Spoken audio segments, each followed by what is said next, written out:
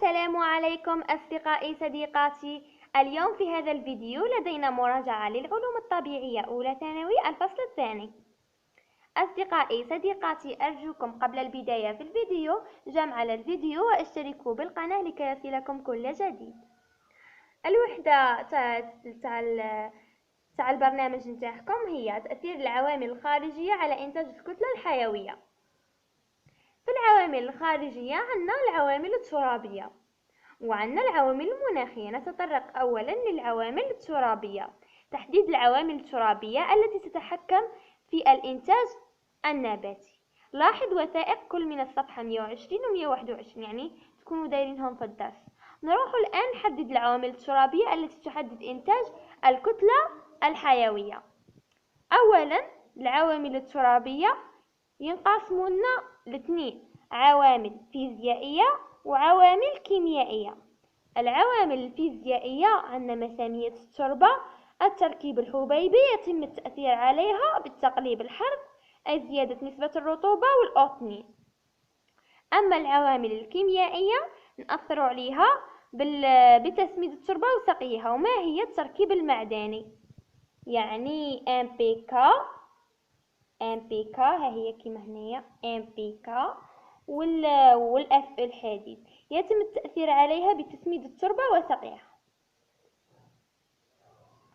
نروحو يعني إذن في العوامل الترابية كاين الحرث وكاين التسميد وكاين السقي.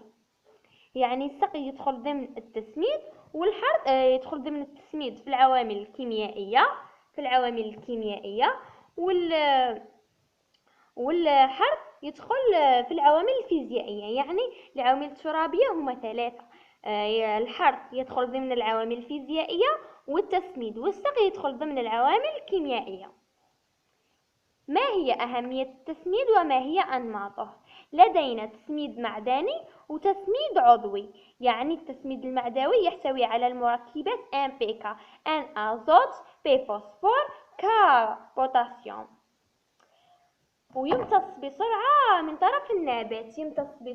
طرف النبات. وعندنا التسميد العضوي يتكون أساسا من بقايا الحيوانات، وغني بالمركبات المعدنية وبطيء التحلل، ويحتوي على بكتيريا العقد الجذرية النافعة المثبتة للآزوت. نروحوا للملاحظة: للحصول على سماد غني بالمركبات المعدنية يمكن استعمال 30% معدني 70% عضوي. يعني نستعملوا سماد 30% معدني و70% نخلوه عضوي. هذه في التربة يعني الأسمدة. تأثير طرق الري على إنتاج الكتلة الحيوية. عندنا أولا الماء أساسي في التربة، فهو ضروري لتحلل المواد المعدنية والعضوية اللازمة لخصوبة التربة. مقارنة الري بالرش والتقطير بالري السطحي. يعني الري بالرش والري السطحي. الري السطحي تضييع الماء والوقت. الري بالرش اقتصاد الماء والوقت. الري السطحي تأثير على خصائص التربة الفيزيوكيميائية. الري بالرش الحفاظ على التركيب الفيزيوكيميائي للتربة. الري السطحي منتوج ضعيف بخسارة كبيرة. الري بالرش منتوج كبير بتكلفة قليلة. يعني وين هو الأفضل؟ الري بالرش بالطبع. نروحوا للزراعة في الدعامات الخاملة. لماذا سميت بهذا الاسم؟